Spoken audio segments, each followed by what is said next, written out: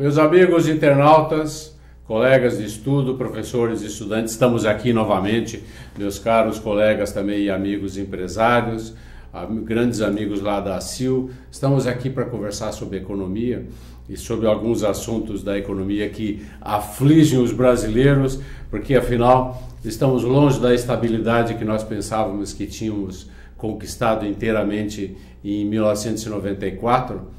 Não, ainda temos muita coisa a fazer e hoje nós gostaríamos de conversar com um amigo nosso que é empresário, administrador e também é médico veterinário, que é o Joaquim Gerecht. Ele é o diretor-presidente da Vosco, do Brasil Alimentos Congelados, que está situado aqui em Lages. É um exportador muito importante de produtos industrializados de frango e exporta para toda a Europa. Eu gostaria de iniciar a nossa conversa fazendo uma observação a respeito do Paul Krugman, que é Prêmio Nobel de Economia e é um economista muito respeitado e também colunista do New York Times. E ele falou duas coisas que eu quero abordar aqui e conversar com o Joaquim. O Brasil saiu de moda. E o governo brasileiro, com todas as coisas que fez e estimulando indevidamente a demanda aqui através de aumentos artificiais de salário, ele perdeu a credibilidade. Então, os agentes econômicos, que significa empresários, família, significa todo mundo, perderam a confiança na economia e nós estamos agora vendo aí a taxa de desemprego batendo em 8,9%. Bom, algumas pessoas falam que o ajuste passa pela taxa de câmbio. E a taxa de câmbio aparentemente já foi ajustada pelo mercado um tanto, digamos, violentamente, né? Nós estávamos em 2,80 e fomos para praticamente 4. Eu queria iniciar, Joaquim, além da sua saudação inicial, eu queria que você nos falasse o seguinte: a taxa de câmbio em 3,80, próximo de 4, ela está realmente desequilibrada, como falam alguns, ou ela está muito boa hoje, favorável para os exportadores de modo geral, mas não para os devedores? Os exportadores estão felizes, eu acho, né? Bom, Silvio, inicialmente muito obrigado pelo convite. É sempre uma satisfação de conversar Claro. E expor as ideias e as experiências que nós temos e compartilhar. Sem dúvida. E dentro desse aspecto, a Vosco 2003 veio para o Brasil e a taxa de câmbio estava em 3,8 e o euro estava em torno de 4. Então, quase 12 anos atrás, nós estávamos nessa taxa de câmbio exatamente que se representa hoje. Então, o que posso dizer, nesse período, quando nós viemos, até decidimos pelo aspecto favorável que se representava o Brasil em termos de custos, em termos de perspectivas, sendo um grande produtor de commodity e também tendo uma competitividade bastante acentuada. Dentro desse período nós tivemos inflações bastante significativas. A mão de obra cresceu, a energia elétrica ficou mais cara, as regulamentações da parte do trabalho, por exemplo, do Ministério do Trabalho, as exigências são cada vez maiores. Então, vamos dizer, é um ajuste que aconteceu, que teve que acontecer, porque realmente o Brasil se tornou, inclusive naqueles setores mais competitivos, que a produção de frango, que hoje a produção de frango ainda somos o maior exportador do mundo, né? Santa Catarina é o segundo exportador do país.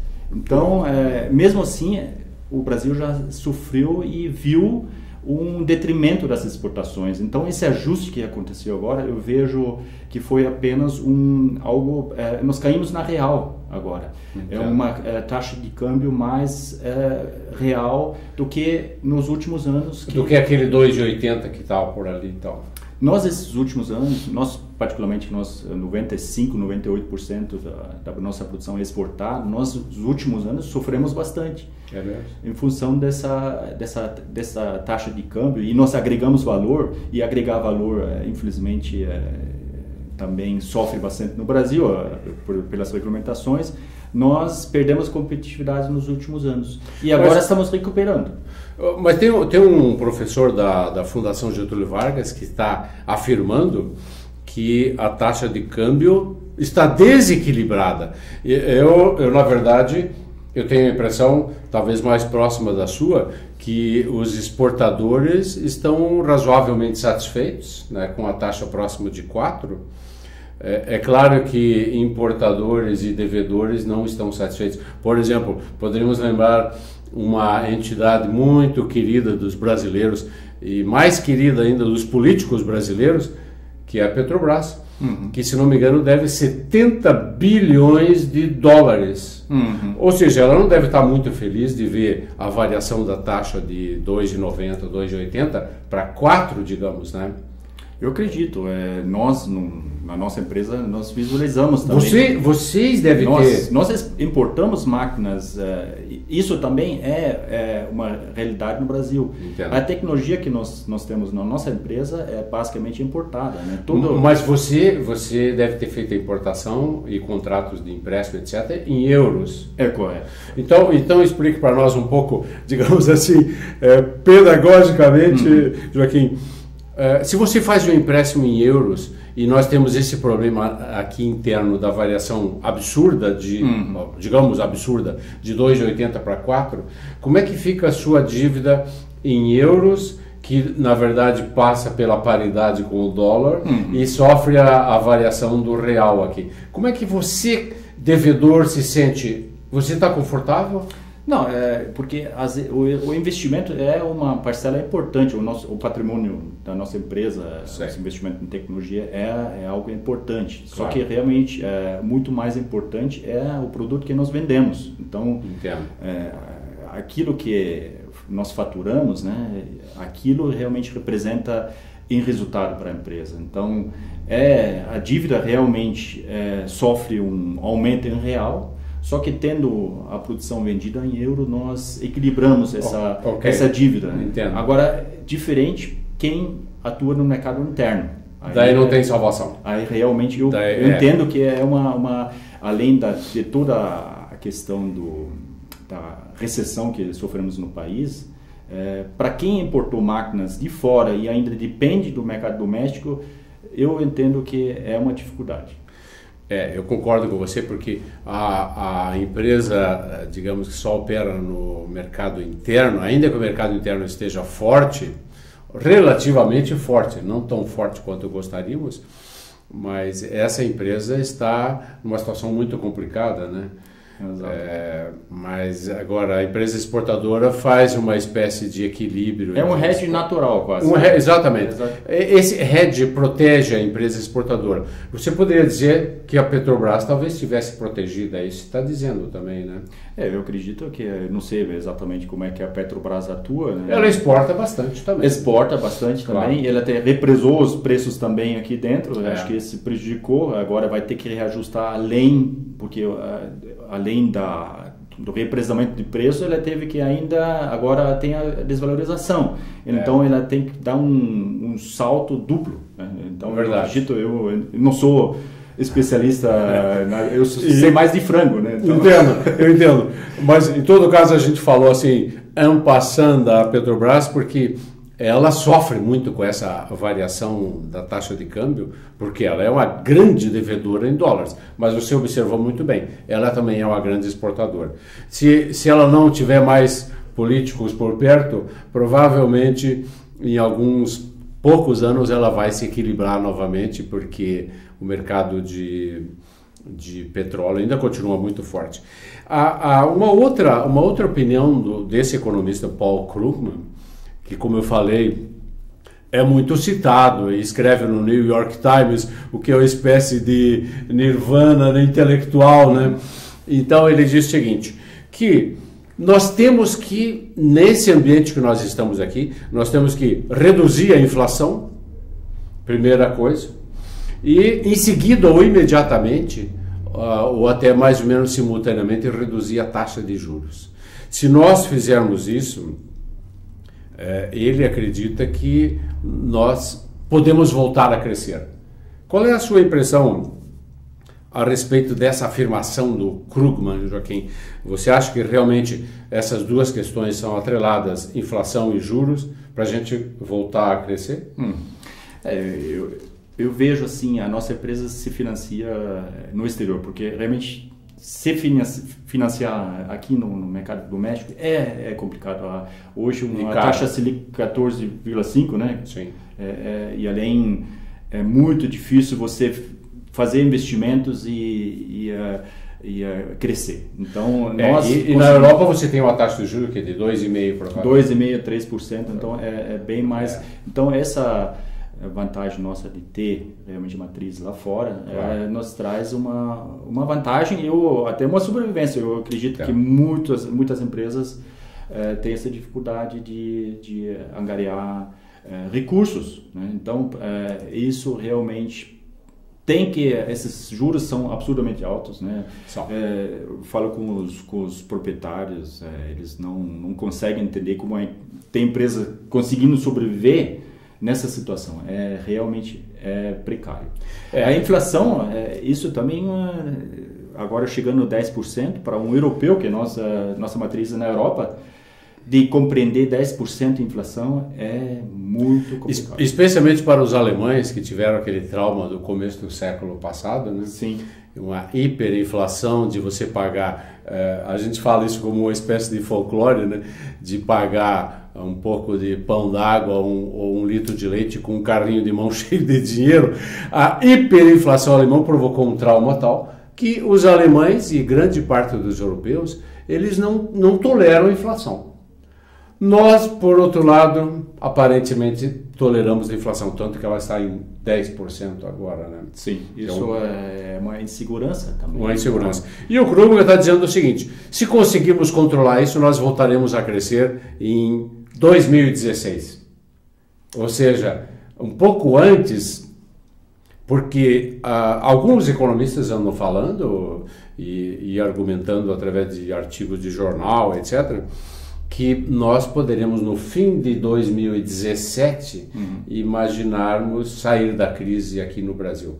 Você tem essa opinião também? Ou tem outra opinião mais positiva? Eu somos muito otimistas. A nossa empresa, inclusive, este ano e ano que vem, nós estamos investindo em tecnologia, reduzindo custo, que inclusive isso é algo que, além do que o Krugman fala, é importante que o país faça, reduzir os custos, reduzir as despesas, né? A nossa empresa, nós queremos ser mais produtivos. Então, nós estamos investindo em tecnologia, claro, e para reduzir custos, para ser mais competitivos. Nós não queremos apenas exportar para a Europa, nós queremos exportar para o mundo, né?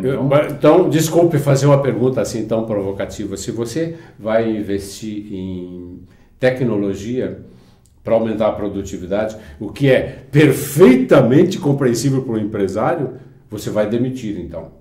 Não, na verdade, nós vamos otimizar processos. Nós estamos nessa faixa de 500 funcionários. Vamos manter esses funcionários.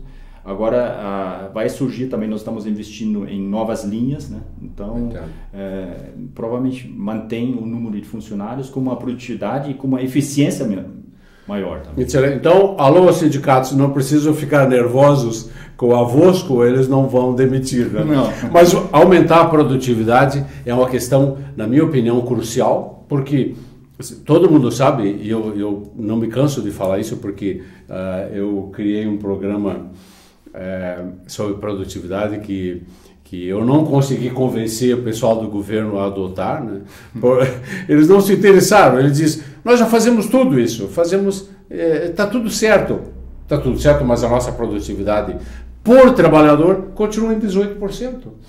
Então, na última reunião até da Fiesc, nós perdemos a produtividade do trabalhador brasileiro caiu ainda. Então é quase um escândalo, nós brasileiros tolerarmos uma produtividade de 18 unidades, enquanto o americano faz 100 unidades. Enquanto que o francês faz, se eu não estou enganado, alguma coisa como 80, e talvez Taiwan faz até um pouco mais que o americano, né? Mas o nosso 18 e caindo, né, Joaquim? Sim. É uma coisa terrível. Mas isso leva então à questão de eficiência. Eu queria dizer o seguinte, essa opinião desse professor da Getúlio Vargas, o professor Nelson Marconi, ele está dizendo o seguinte também: a indústria brasileira, como média, é ineficiente e, como tal, ela não consegue competir com a China, né? E ela está um tanto fora, digamos assim, das cadeias globais. E essas cadeias globais são, digamos, muito exigentes em matéria de custo e produtividade. E você vai concordar que, em média, a indústria brasileira é ineficiente? Eu vejo da seguinte maneira. Bom, eu sou suspeito de falar, nós estamos num segmento altamente competitivo. Nós temos o frango, hoje é o maior... Como eu repeti repetindo, o maior exportador de frango do mundo é o Brasil. Santa Catarina é o segundo do Brasil. Então, é um segmento competitivo, onde não estamos ainda muito competitivos. Eu vejo que o Brasil só exporta 4% daquele volume que o Brasil exporta, somente 4% industrializados, onde nós trabalhamos. Quer dizer, então, em 96 é mais, vamos dizer, corte. É frango abatido e corte. 50% é corte, 25% inteiros, né? E o industrializado ainda é abaixo de 4%. Então, o Brasil tem um potencial grande de avançar nisso. Eu vejo assim, ali está o potencial. E ali podemos agregar valor. Eu acredito que isso, no nosso segmento, é isso aí. Agora, essa questão da baixa produtividade do Brasil, outros segmentos que a gente faz parte da Fiesc, da ACIL também, falamos com a BPA, outros segmentos quase que desapareceram, calçadista, né?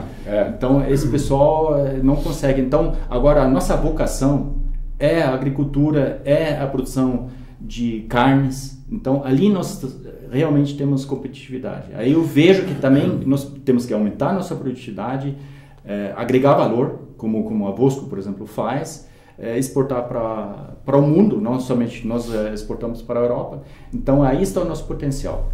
A vocação, talvez outros segmentos tenham mais dificuldade por não ser uma vocação inerente, que é mais difícil de competir, talvez, com a indústria têxtil da China, indústria calçadista. Agora, a nossa vocação, eu acho que ninguém vai nos bater nessa parte de alimentos. O Brasil eu entendo, mas eu gostaria de pegar esse termo que você usou, Joaquim, vocação, e gostaria de fazer uma pequenina digressão para mostrar um aspecto.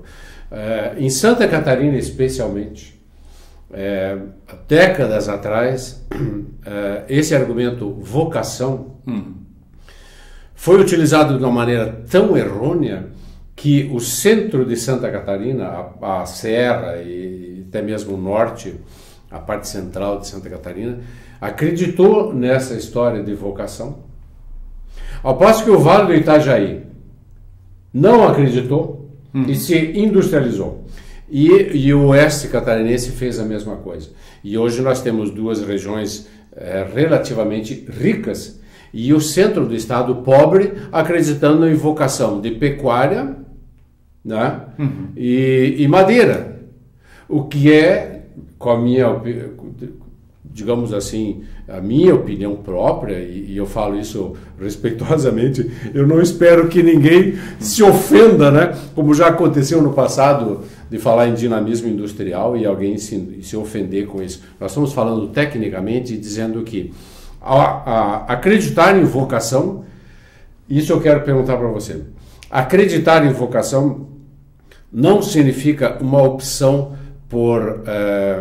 pelo setor primário, pelo setor não dinâmico, e não significa um atraso crescente para o futuro? Eu vejo assim... Ou você está dizendo, desculpa para terminar a minha pergunta, sim, Ou você está dizendo aqui, acredita em vocação, mas acredita em valor agregado. É isso que você está querendo dizer. Esse é o caminho. Esse é o caminho. Sumido. É isso que queria. Nós não podemos nos acomodar. Vamos fazer o frango inteiro para o Oriente Médio, vamos dizer, porque é muito dinâmico. Nós participamos agora em outubro na Nuga, ali da feira, e vimos as últimas tendências de mercado. Na Europa se fala de produto orgânico, vegetariano, sem livre de GMO, né? Então, nós temos que acompanhar. A nossa empresa tem certificações para as mais diversas. Nós temos... O que é livre de GMO? Geneticamente modificado. Os europeus estão preocupados de que o frango se alimente de grãos que não foram... a nossa soja que está dominando a produção? Exato. A tendência no Brasil é modificar geneticamente. Só que quem atende esse público tem que estar por dentro do que o mercado quer. Então nós, através das feiras, através das nossas certificações, procuramos nos aproximar e sair do commodity. Eu acredito que isso é o grande que nós temos que ir. E aí também o governo e todo mundo tem que estar junto, as associações, nós participamos da BPA, de agregar valor e diferenciar nosso produto. Não podemos entrar na mesmice de fazer aquilo arroz com feijão. Eu não sei da Madeira, mas eu ouço bastante ali que tem São Bento do Sul, outras áreas que fazem um produto, a própria Madepar, né, faz as portas e tem sucesso. Então, no momento que você se acomoda e entrar no arroz com feijão, vamos dizer, e esquece de ouvir o mercado, você perde mercado. Claro. Então, hoje, por exemplo, o Brasil no frango processado na Europa perde espaço para a Tailândia, que faz muitos produtos que nós não conseguimos, porque a nossa mão de obra, nós temos muitas regulamentações e muitas exigências aqui que nós não conseguimos fazer. Mas aí entra... Então, de que maneira vamos superar essa dificuldade? Vamos entrar com mais tecnologia, tentar superar essa falta de produtividade por exigências locais e dar o pulo para frente. Então tem que ser, o empreendedor tem que procurar através das dificuldades e estar próximo do mercado. Nós não podemos nos afastar do mercado. Eu vejo dessa forma, principalmente no mercado externo. Temos que estar lá, temos que estar em feiras, temos que ouvir o cliente e atender a exigência e sair do commodity. Eu vejo... Sair do commodity? O commodity, não. Sair não, o Brasil não vai sair porque ele é altamente competitivo no commodity. Então ele ainda continua. Mas ele tem que agregar valor. Tem que nos dois, né? Tem que o commodity e agregar valor. Então, ou seja, industrializar o commodity antes de vender grão, por exemplo. Né? Exato. É muito melhor vender óleo de soja do que vender grão de soja. Isso você está dizendo, né? Sim. Que eu concordo. E aí eu vejo até nesse aspecto que essa visão tem que ter nas associações, tem que ter. Por exemplo, não cabe aqui o nosso frango industrializado no mercado brasileiro ser tributado mais do que o frango não industrializado. Eu acho que não. Você agrega valor, tem que ter um bom tratamento. O cara agrega valor, faz um bom produto, traz tecnologia, emprega pessoas, treina pessoas. Eu concordo 100%. Mas, desculpe fazer outra pergunta provocativa. Você está nos dizendo indiretamente que nós temos que ser o fazendeiro do mundo? Ou seja, nós é que vamos alimentar o mundo e deixa as indústrias para os europeus e americanos e asiáticos também? Não, eu vejo, não podemos... lógico, eles procuram isso, né? Vamos dizer, porque a indústria, eles preferem importar a soja e fazer o frango lá, para empregar as pessoas. Claro. Até o café, por exemplo, né? O café é um caso típico, né? A Alemanha hoje... A Alemanha é o maior produtor de café industrializado, que não saiba, né? Mas isso combina com uma outra informação terrível, na minha opinião, que é o seguinte: a participação da indústria no PIB caiu de 14%, tempos atrás era 18%, né?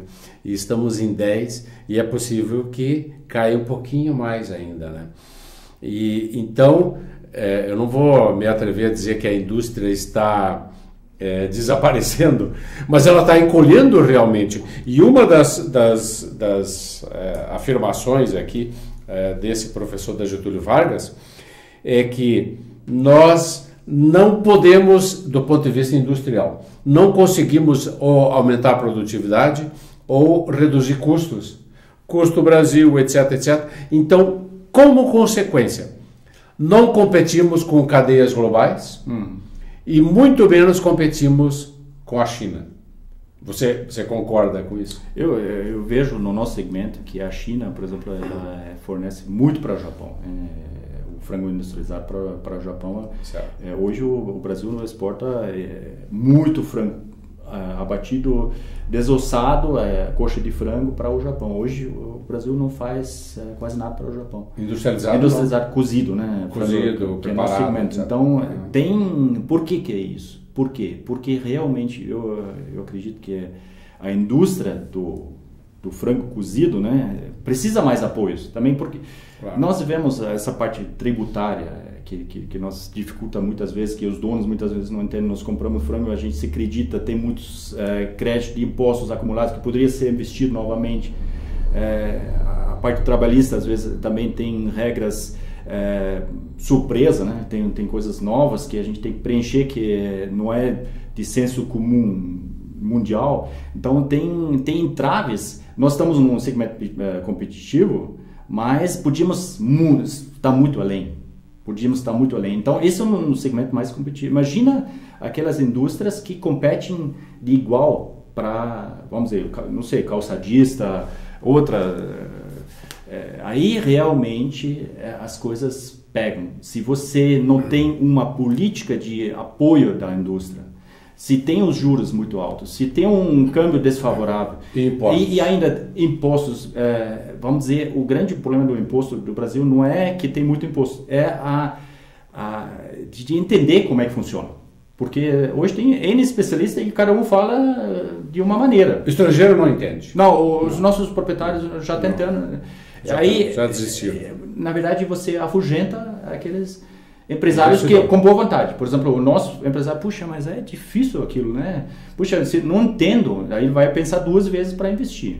Então... Agora, você aborda também um assunto, e eu quero novamente provocar você, que eu não leve a mal, naturalmente. Não. A provocação é o seguinte: essa ideia de que o governo deve apoiar, ou o governo deve dar subsídio, ou o governo deve ajudar, ou coisa parecida, uns anos atrás sucedeu um fato assim bastante interessante. Tanto foi a gritaria em torno disso aí, que o governo, na época, eu acho que, eu não me lembro quem foi o ministro, mas o ministro da Fazenda se irritou com essa história, especialmente vindo da Fiesp, lá de São Paulo, né? Os industriais que pediam ajuda e subsídio, etc. E esse ministro falou o seguinte: o problema desse pessoal é que eles estão habituados a mamar nas tetas do governo. O que é uma afirmação forte. Mas era o ponto de vista do ministro da Fazenda. E então um dos diretores da Fiesp disse: esse não é o problema. O problema é que o governo gosta muito de dar de mamar. Bom, eu que não sou industrial, né, e de longe vendo essa como é a briga de cachorro grande, né, a Fiesp de um lado, a poderosa Fiesp, e o ministro da Fazenda, eu fiquei pensando, quem que tem razão nisso aí? Que espécie de ajuda? Ou então o diálogo não está fechando muito bem, entende? Um acusa e o outro acusa. E agora você está mencionando, o governo precisa ajudar. Você não está falando como o ministro estava acusando, né? Que os empresários adoram mamar nas tetas do governo, e o outro, do outro lado, dizendo, não, que o governo que gosta de fazer isso. Politicamente é muito importante o governo dar as tetas aos empresários, porque isso redunda em benefício. Qual é a opinião sua, já que você falou agora auxílio e ajuda aos empresários exportadores? Que tipo de coisa? Está falando em subsídio novamente? Não, eu vejo assim, na questão tributária é simplificar as coisas. Simplificar, okay. Por exemplo, os créditos são devidos vamos analisar, vamos resolver. É assim, essa. Isso é um problema que está sempre pendente, né? É pendente. É glosado, daí não é devido. É sempre uma discussão e a dúvida, né? A dúvida. Então tem que ser mais claro. Tem que ser ou é sim ou é assim. Aí é a guerra fiscal entre estados, entre nós compramos de outros estados, acredita, não acredita. Então essas coisas têm que ser eliminadas, tem que ser claro, porque o empresário gosta das coisas claras. Previsíveis, claro. Né? Importação de tecnologia tem que ser analisado com bom senso, né? Bom senso. Eu acredito, estamos trazendo tecnologias de fora que agrega valor, vamos facilitar, processos de aprovações que a gente precisa, tem que ter um fluxo, né? Diminuir a burocracia. Então, eu acredito que o governo não precisa subsidiar nada, ele só tem que simplificar e facilitar. Infraestrutura nem se fala também, né? Infraestrutura... então, isso também, criar as condições básicas, mas não ajudar, porque nós temos que nos ajudar nós mesmos, nós temos que atender nossos clientes, atender essas especificações, fazer aquele produto, né? E o empresário tem que vender aquilo que o cliente quer. Então, aí o governo não precisa ajudar. Isso nós fazemos. Ótimo. Então, o que nós estamos vendo aqui é que existe uma posição bastante saudável entre a acusação daquele ministro da Fazenda de anos atrás, né, falando um pouco deselegantemente do assunto, e a acusação da Fiesp. Existe uma posição intermediária, que é o que você está falando. É o bom senso, eu acho que o bom senso. Nós temos que ter o bom senso. Nós temos que ter bom senso, nós temos que ser competitivos, temos que fazer a coisa certa. E o Estado também tem que ter o bom senso. Como é que vamos chegar juntos ao mesmo de ter mais emprego, de ter mais exportação, de ter um parque industrial mais efetivo, mais produtivo. Então, eu acredito, o que falta muitas vezes é o bom senso. O bom senso, eu vejo assim, essa palavra aí, bom senso, precisa para entender, não criar regras ou burocracias, às vezes, que dificultam, né? Vamos romper essas barreiras e junto, governo, empresário. Mas você vê condições para acontecer isso com o nível da política que nós temos e com essa situação do ministro da Fazenda forte, ministro da Fazenda fraco, o ministro da Fazenda que é substituído ou não? Você vê condições para que o governo tenha esse tipo de racionalidade? Você vê condições? Ou você vai dizer... O próximo governo, talvez.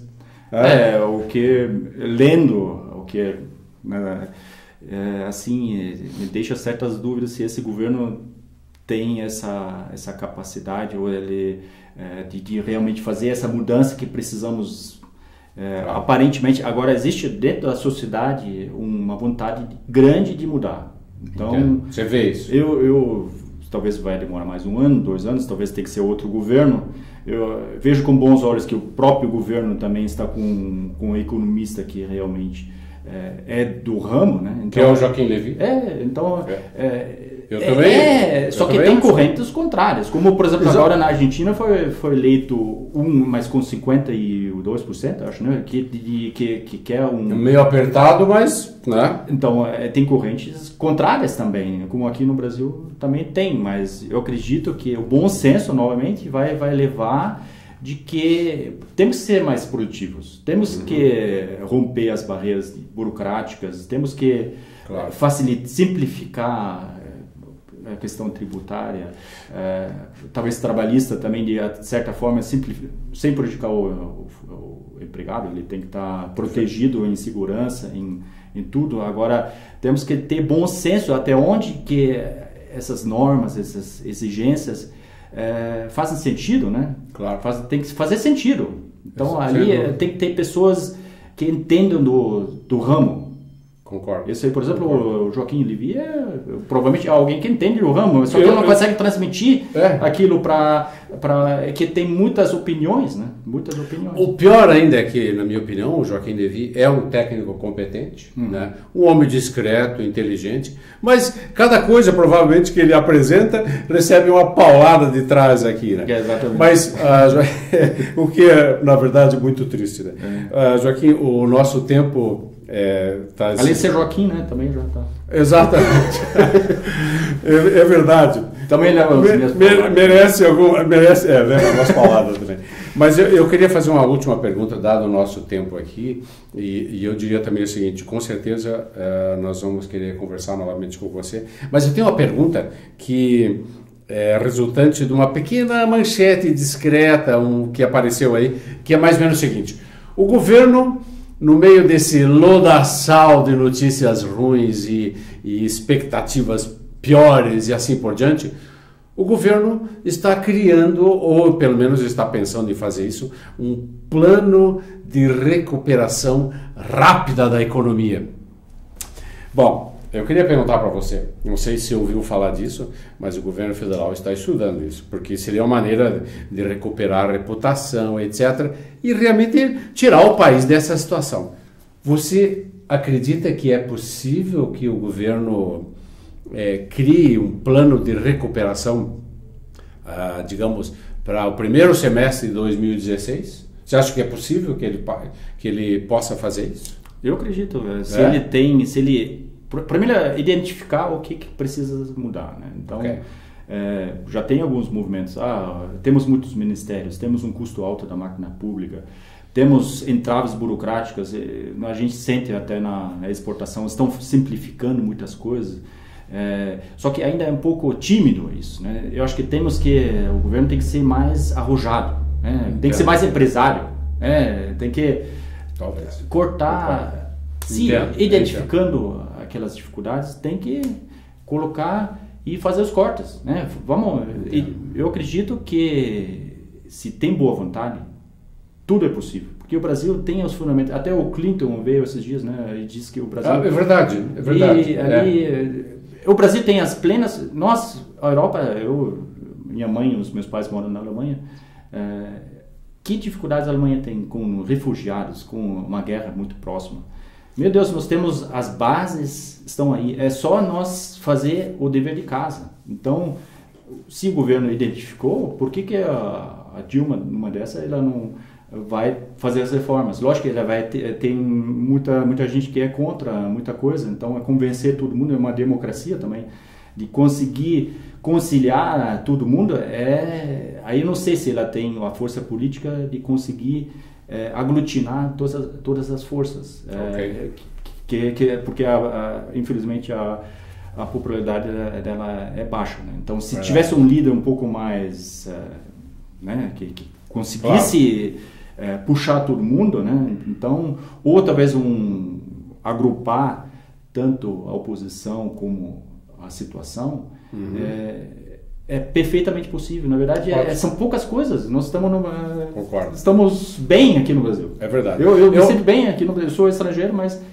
aqui é um país bom de viver. É bom de ouvir isso, Joaquim, que você tem essa perspectiva de alguém do exterior, mesmo residente, você tem essa perspectiva positiva, né, que o governo pode realmente fazer, que nós temos realmente potencial para uma recuperação rápida, até mesmo antes do que o Paul Krugman estava falando, que era só para 2017. Eu lamento, mas o nosso tempo está chegando ao fim, Joaquim, e eu gostaria muito de continuar essa conversa com você em outra ocasião, mas eu gostaria de pedir que você apresentasse suas palavras finais. Nós vamos ter que... Os nossos patrocinadores estão pedindo que o tempo está encerrando. Suas palavras, por favor, Joaquim. Muito obrigado. Encerrando, né? Muito obrigado por esse convite. E eu adoro essa parte econômica. Eu não sou economista, mas eu leio muito e... assim, é viajar, parece um romance você lendo e tem um potencial enorme, e eu fico feliz que estamos no Brasil e temos o futuro, né? O país do futuro, né? E, é verdade. Só que chegue logo, né? Exatamente. Nós não aguentamos mais essa história de sermos do futuro permanentemente, né? Eu gostaria muito de agradecer a presença e a participação do Joaquim Gehrig, que é veterinário e administrador e presidente da Vosco do Brasil, uma das empresas que nos orgulham aqui, uma empresa excelentemente estruturada e uma grande exportadora. Nós vamos voltar a falar sobre essa questão de comércio exterior brevemente.